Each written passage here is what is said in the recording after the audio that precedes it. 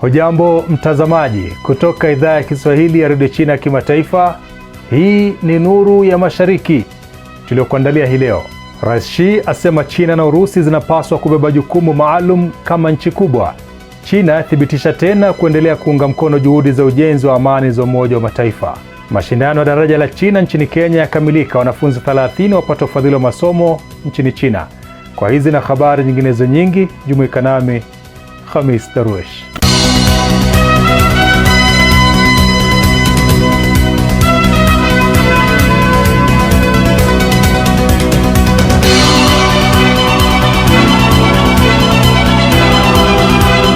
Rais wa China Xi Jinping amesema kwamba China na Urusi zitashirikiana kukabiliana na siasa za umwamba duniani na kudumisha haki za kimataifa.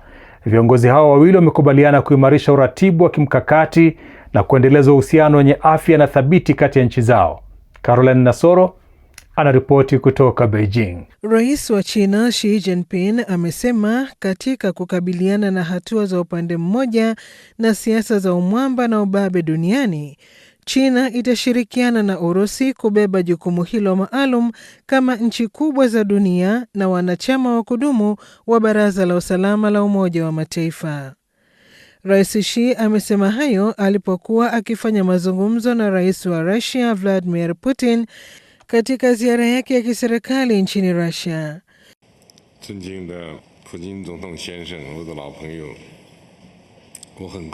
Miaka 80 iliyopita, watu wa China na Urusi walitoa dhabihu kubwa na kupata ushindi mkubwa, wakichangia kihistoria katika kudumisha amani ya dunia na maendeleo ya binadamu. Kwa sasa, mbele ya mawimbi ya hatua za upande mmoja, siasa za umwamba na ubabe duniani, China itashirikiana na Urusi kubeba jukumu maalum kama nchi kubwa za dunia na wanachama wa kudumu wa Baraza la Usalama la Umoja wa Mataifa ili kukuza mtazamo sahihi wa kihistoria kuhusu vita vya pili vya dunia, kulinda mamlaka ya hadhi ya Umoja wa Mataifa, kutetea haki na maslahi ya China, Urusi na nchi nyingine nyingi zinazoendelea, na kuhimiza ulimwengu wa kimataifa wenye usawa wa mpangilio na wa pande nyingi, pamoja na utandawazi wa kiuchumi wenye manufaa kwa wote.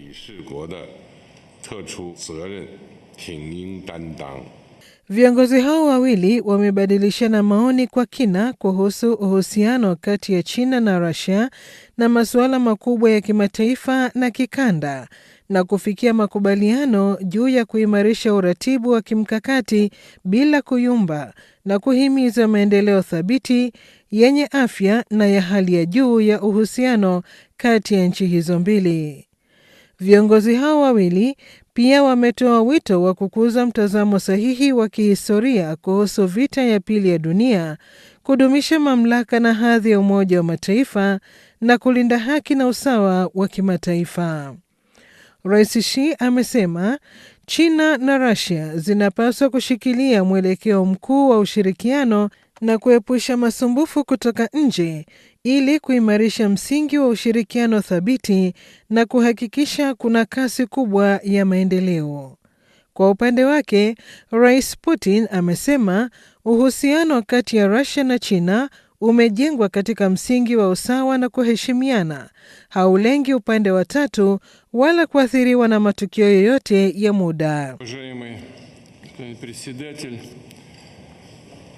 Mheshimiwa Rais Xi Jinping, rafiki yangu mpendwa, urafiki ulioundwa kati ya watu wa Urusi na wa China katika miaka migumu ya vita ni mojawapo ya misingi muhimu ya ushirikiano wa kimkakati na wa kina kati ya nchi zetu mbili katika zama mpya. Tunaendeleza uhusiano wetu wa pande mbili kwa manufaa ya watu wetu, si kwa kumlenga mtu wa tatu. Kujenga uhusiano mzuri wa ujirani, kuimarisha urafiki na kupanua ushirikiano ni chaguo la pamoja la Urusi na China kwa msingi wa uratibu wa kimkakati. Rais Xi aliwasili Moscow Jumatano kwa ziara ya kiserikali nchini Russia na kuhudhuria maadhimisho ya kumbukumbu ya miaka 80 ya ushindi katika vita kuu ya uzalendo ya Umoja wa Kisovieti. Wakati wa ziara yake ambayo itakamilika Mei 10, wakuu wa nchi hizo mbili wanatarajiwa kufanya mazungumzo ya kimkakati kuhusu uhusiano kati ya China na Russia katika mazingira mapya, pamoja na masuala makubwa ya kimataifa na ya kikanda. Naomi Wanjiku, mwanafunzi wa shahada ya Kichina katika Chuo Kikuu cha Nairobi, alitangazwa mshindi wa jumla katika fainali za mashindano ya daraja la China nchini Kenya yaliyofanyika Jumatano katika chuo kikuu cha Nairobi, na atawakilisha nchi katika mashindano ya kimataifa yatakaofanyika kule nchini China. Wakati huo, ubalozi wa China nchini Kenya ulitoa ufadhili wa masomo kwa wanafunzi 30 wa Kenya ili kuendeleza masomo yao nchini China. Simi Wanjala anaripoti.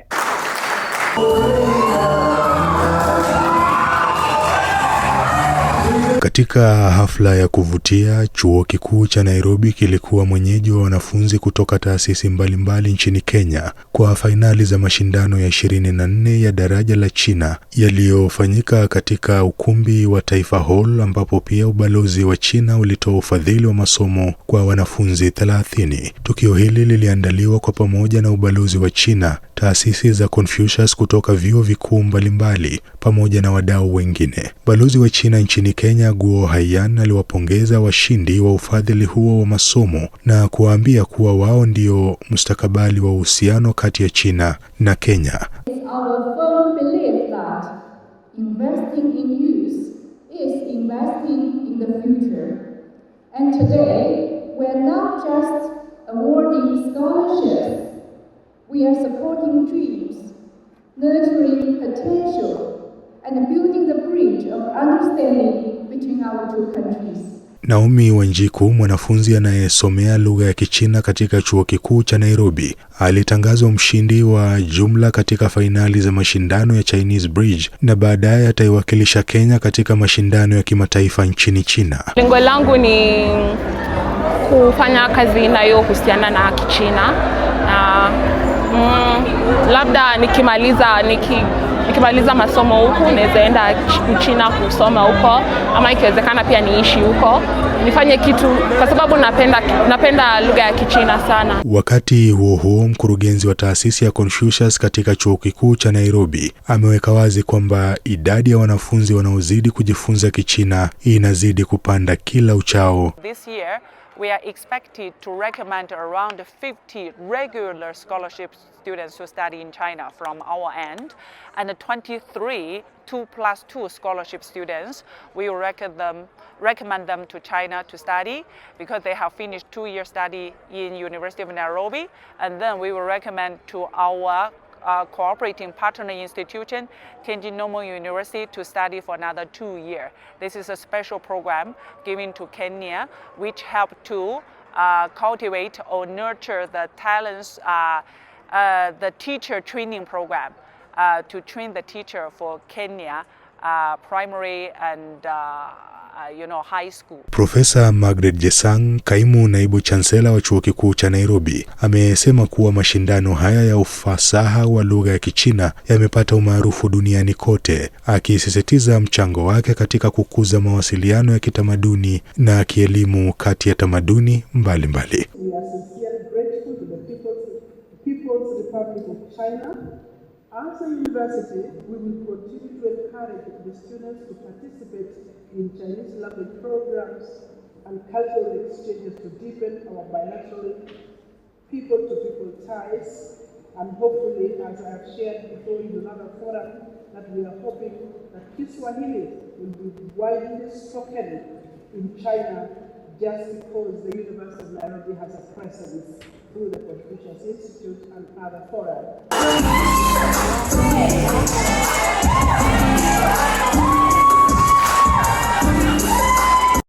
Mjumbe wa China aliahidi siku ya Alhamisi kuwa China itaendelea kuunga mkono juhudi za Umoja wa Mataifa za kujenga amani ili kuchangia katika kufanikisha amani ya kudumu duniani. Geng Shuang, naibu mwakilishi wa kudumu wa China katika Umoja wa Mataifa, alitoa ahadi hiyo wakati wa mazungumzo ya kilele yasiyo rasmi kuhusu mapitio ya miundombinu ya ujenzi wa amani ya mwaka 2025 yaliyofanyika siku ya Alhamisi katika makao makuu ya Umoja wa Mataifa jijini New York.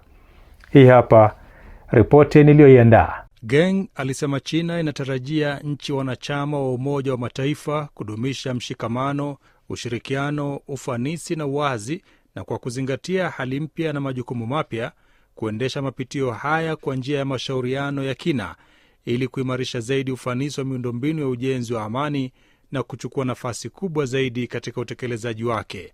Kuhusu ujenzi wa amani, Geng alisisitiza kuwa nchi husika zinapaswa kuongoza, maendeleo yazingatiwe kama kipaumbele, ufanisi wa gharama ubainishwe na mawasiliano pamoja na uratibu yaendelezwe.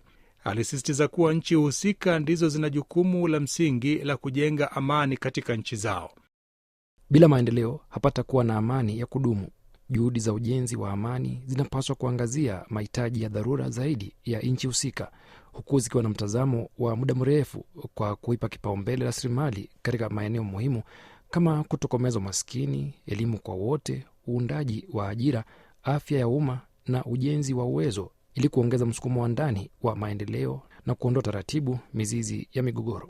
Katika hali ya sasa ya ukosefu wa rasilimali katika Umoja wa Mataifa, Geng alisema kuwa ufanisi wa fedha za ujenzi wa amani unapaswa kuimarishwa, akisisitiza umuhimu wa kutumia rasilimali kwa uangalifu ili kuhakikisha uwekezaji unaleta matokeo halisi na pia kubuni ushirikiano mpya na kupanua njia za ufadhili. Wakazi wa China sasa wanafurahia maendeleo ya mawasiliano kufuatia kuenea kwa matumizi ya mtandao wa kisasa wa 5G, Advanced 5G-A.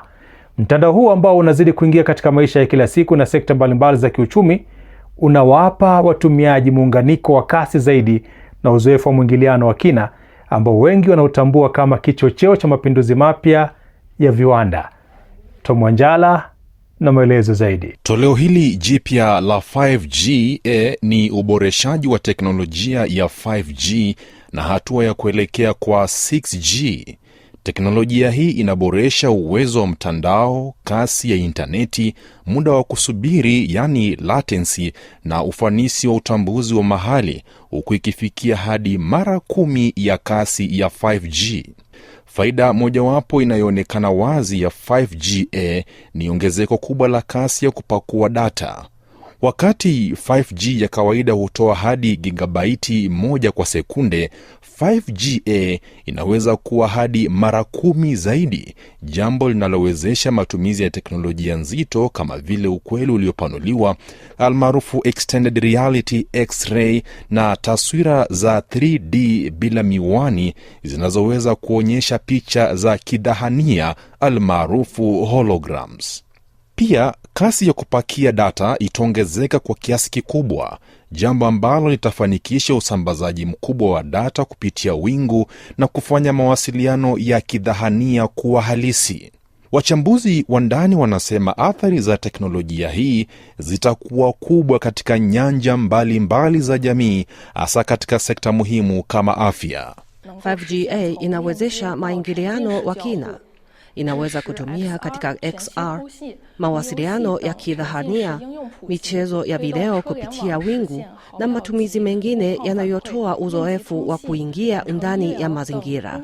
Pia itawezesha mitandao ya magari kuwasiliana kwa wakati halisi kwa kuchelewa kwa milisekunde chache tu, na hivyo kuboresha usalama barabarani. Aidha, mtandao wa 5G utawezesha muunganisho usio na kikomo katika mazingira yote, huku ukiunga mkono vifaa bilioni kadhaa, kutoka kwa mashine za viwandani zenye kasi kubwa hadi sensa ndogo zisizotumia nishati kubwa katika mtandao wa vitu. Teknolojia hii pia itapunguza muda wa kuchelewa hadi kufikia milisekunde 1 na kuongeza usahihi wa utambuzi wa eneo kutoka mita kadhaa hadi sentimita chache tu. Mbali na faida kwa utumiaji wa kawaida, 5G inaleta mageuzi mapya katika sekta za jadi. Uwezo wake mkubwa wa muunganisho na ucheleweshaji mdogo unawezesha otomatiki yenye akili, ushirikiano bora wa vifaa na usambazaji wa data kwa wakati halisi katika mnyororo wa usambazaji. Hili litaboresha uzalishaji, kupunguza gharama za uendeshaji na kuongeza ufanisi wa sekta mbalimbali. 5G inabadilika kutoka kuwa zana ya mawasiliano hadi injini ya uzalishaji, ikisaidia sekta nyingi na kubadilisha taswira ya viwanda mbalimbali. Utendaji wake bora wa mtandao unatoa miundombinu imara kwa sekta zijazo kama AI na viunganisho vya ubongo na kompyuta, kwa kuboresha usafirishaji wa data na uwezo wa kuchakata na kuhifadhi taarifa. Wakati huo huo huo, waendeshaji wakuu wa huduma za mawasiliano nchini China wanaendelea na maandalizi ya kuanzisha biashara ya mtandao wa 5G kwa kasi kubwa. Kwa mujibu wa wataalamu wa sekta hiyo, waendeshaji wa mawasiliano nchini China tayari wameweka mitandao ya majaribio ya 5G katika mikoa na majimbo yote 31 yenye uwezo wa awali wa kuhudumia watumiaji milioni 50. Teknolojia hiyo pia imethibitishwa katika maeneo mengine duniani kama Ulaya, Amerika Kusini na Mashariki ya Kati. Hali ya kibinadamu katika ukanda wa Gaza inaendelea kuwa mbaya zaidi, huku idadi ya vifo vya Wapalestina ikipanda na huduma muhimu zikikaribia kusitishwa kabisa kutokana na mashambulizi ya kijeshi ya Israel na mzingiro unaoendelea. Jacob Mogoa anaripoti. Idadi ya Wapalestina waliouawa katika ukanda wa Gaza imefikia 52,760 huku wengine 11,964 wakijeruhiwa tangu kuanza kwa vita kati ya Israel na Hamas mwezi Oktoba mwaka wa 2023. Tangu Israeli ianzisha tena mashambulizi makali tarehe 18 Machi, Wapalestina 2,651 wameuawa na 7,723 kujeruhiwa. Ndani ya saa 24 zilizopita pekee, watu 106 wameuawa na wengine 367 kujeruhiwa katika operesheni za kijeshi kote Gaza. Mnamo Machi 2, Israeli ilisitisha uingizaji wa bidhaa na misaada Gaza kufuatia kumalizika kwa awamu ya kwanza ya makubaliano ya kusitisha mapigano ya Januari na Hamas. Kwa sababu ya mzingiro, hospitali nyingi haziwezi kuhudumia majeruhi. Msemaji wa hospitali Mashujaa wa Al-Hasa mjini Dei Halbala, Khalil Al-Dakran, amesema wengi wa waliojeruhiwa wanakabiliwa na kifo kutokana na uhaba mkubwa wa dawa. Huduma za uokoaji pia zimeathirika vibaya. Idara ya ulinzi wa raia Gaza imesema 75% ya magari yake hayafanyi kazi kutokana na ukosefu wa mafuta pamoja na uhaba wa jenereta na vifaa vya oksijeni. Umoja wa Mataifa umeonya juu ya janga kubwa la kibinadamu linalokaribia, huku watoto wakionyesha dalili za njaa kali. Shirika la misaada la Marekani World Central Kitchen limetangaza kusitisha shughuli zake za kupika chakula Gaza baada ya akiba ya misaada kuisha, hali iliyosababisha kufungwa kwa jikoni nyingi za kijamii. Namna kwenye sehemu yetu ya Fahamu China, Zakia Pong anatufahamisha kuhusu huduma mpya za treni ambazo ni mahsusi kwa wazee, idadi ya treni za utalii rafiki kwa wazee zinazofanya kazi na idadi ya abiria zinatarajiwa kuongezeka kidhahiri ikilinganishwa na mwaka 2024.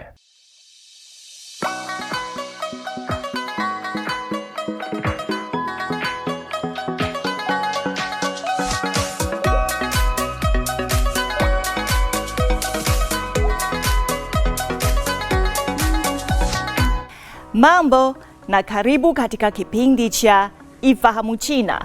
Mimi ni Zakia Peng. China imezindua mpango kazi wa kupanua na kuboresha huduma za treni zilizo za kirafiki kwa watalii wazee na kutoka uzoefu jumuishi zaidi na wa kuburudisha kwa wazee, huku ukichochea uchumi wa wazee ukijulikana kama uchumi wa kifedha. Pendekezo hilo lililotolewa kwa pamoja na Wizara ya Biashara na taasisi 8 za serikali na kampuni zinazomilikiwa na serikali linalenga kukuza soko la utalii, kuboresha matumizi ya huduma na kushughulikia mahitaji yanayoongezeka kwa mapendekezo yaliyo rafiki kwa wazee. Lengo kuu la mpango kazi huo ni kujenga mfumo wa kitaifa wa treni ya utalii kwa wazee itakapofika mwaka 2027, ukihusisha njia mbalimbali, mada bora na huduma za kina. Idadi ya treni za utalii rafiki kwa wazee zinazofanya kazi na idadi ya abiria zinatarajiwa kuongezeka kidhahiri ikilinganishwa na mwaka 2024. Kwa mujibu wa mpango kazi huo, China itavutia ushiriki wa aina zote za taasisi za kibiashara, ikiwemo kampuni binafsi katika kuendeleza na operesheni za njia na huduma za utalii wa treni rafiki kwa wazee. Sera huru ya harama na inayotokana na soko itatambulishwa, na waendeshaji na kampuni za treni ya utalii ya kitaifa pia wanakaribishwa kujiunga na maendeleo ya huduma hizi. Ili kufanya huduma ya treni ya utalii kuwa rafiki zaidi kwa wazee, rafiki kwa mazingira na ya starehe, China itatumia maboresho ya vifaa vyake vya ngazi ya juu na mradi wa mabadilishano ya bidhaa za watumiaji. Taasisi za fedha zitaelekezwa kuunga mkono zaidi mageuzi ya kiteknolojia na kuboresha vifaa vya treni za utalii.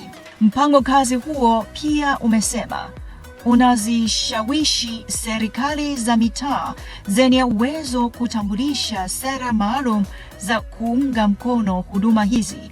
Kwa mujibu wa mpango kazi, njia za usafiri zenye mada maalum na bidhaa zilizotengenezwa kwa ajili ya wazee zitatolewa ili kukabiliana na mahitaji tofauti ya wazee. Haya, kwa leo kipindi hiki kinaishia hapa. Katika kipindi kijacho nitaendelea kukuletea mambo mengine yanayovutia kuhusu utamaduni na jamii ya China. Asante kwa kuwa nami. Mimi ni Zakia Peng. Kwa heri. Naam, mtazamaji, sasa ni wakati wa sehemu yetu ya Jifunze Kichina. Na katika sehemu hii tunawaletea masomo ya lugha ya Kichina hatua kwa hatua kwa njia rahisi na ya kuvutia. Karibu tujifunze pamoja.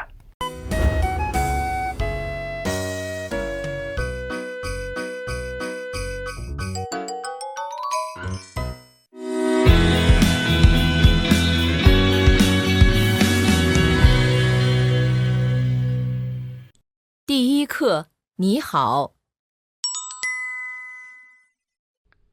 Mambo, karibu katika darasa la Kichina la YCT. Somo la YCT ni mfumo wa mafunzo ya lugha ya Kichina unaoongoza watoto kujifunza Kichina kwa ufanisi na kuinua kiwango chao cha uelewa wa lugha ya Kichina kwa pande zote. Leo tutajifunza jinsi ya kuandika herufi za Kichina. Tafadhali andaa karatasi na kalamu yako. Kujifunza herufi za Kichina. Tafadhali chagua herufi sahihi za Kichina kulingana na pinyin, kisha fuatana na mwalimu kuandika.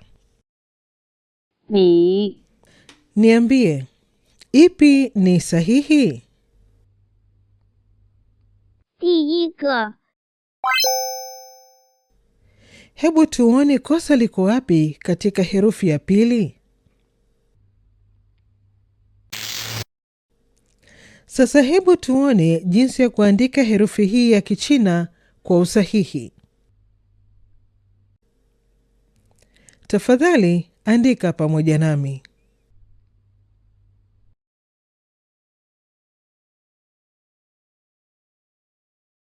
Lao. Niambie, ipi ni sahihi? 第二个 Hebu tuone kosa liko wapi kwa herufi ya kwanza.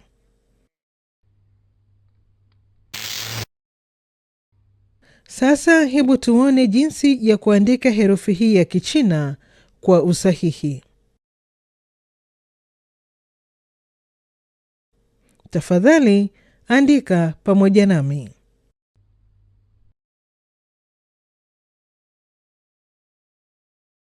Shi.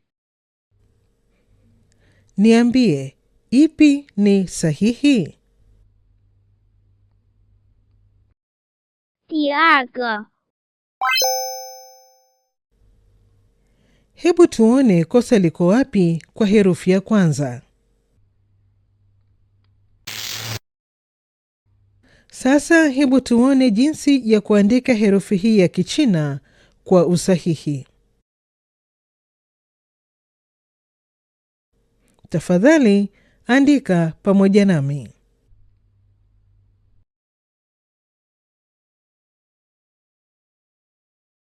Zai.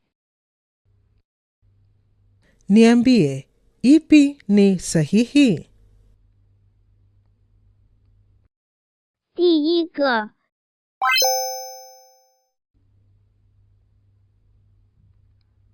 Hebu tuone kosa liko wapi katika herufi ya pili. Sasa hebu tuone jinsi ya kuandika herufi hii ya Kichina kwa usahihi.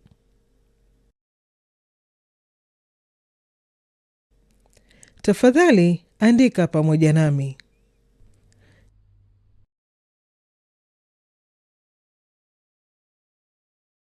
Jian.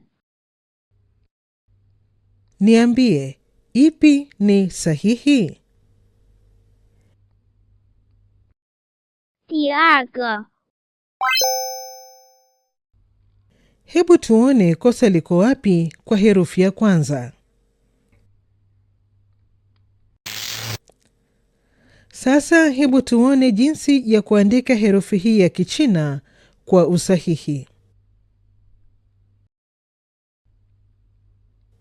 Tafadhali andika pamoja nami.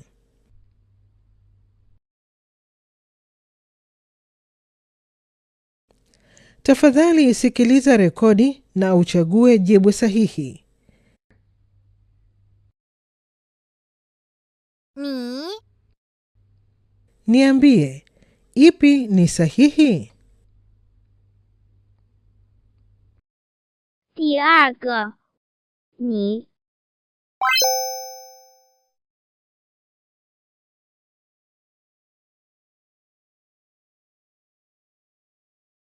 好 第一个 好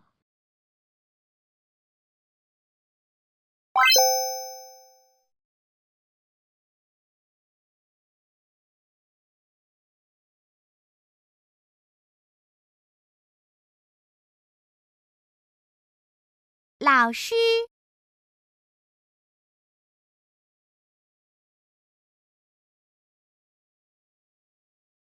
第一个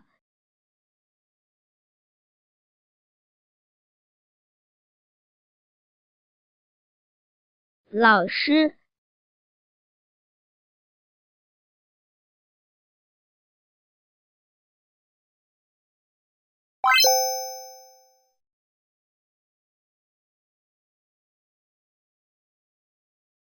再见 第二个 再见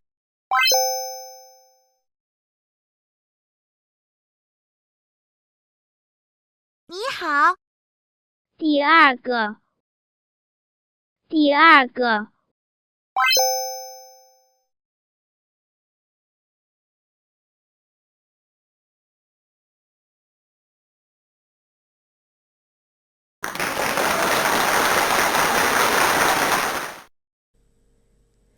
Kazi ya kufanya nyumbani ya leo ni kuandika herufi za Kichina. Na kesho tutaendelea kujifunza Kichina.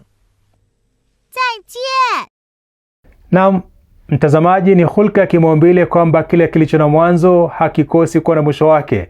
Na kufikia hapa ndipo napohitimisha kipindi cha Nuru ya Mashariki kwa siku ya leo. Mimi ni Khamis Darwish. Maasalam. Kwa taarifa zaidi kuhusu China, unaweza kutembelea tovuti ya CRI Kiswahili na marafiki_CN kwenye Facebook. Pia unaweza kupakua app ya Cheche kwenye Google Play na Palm Store.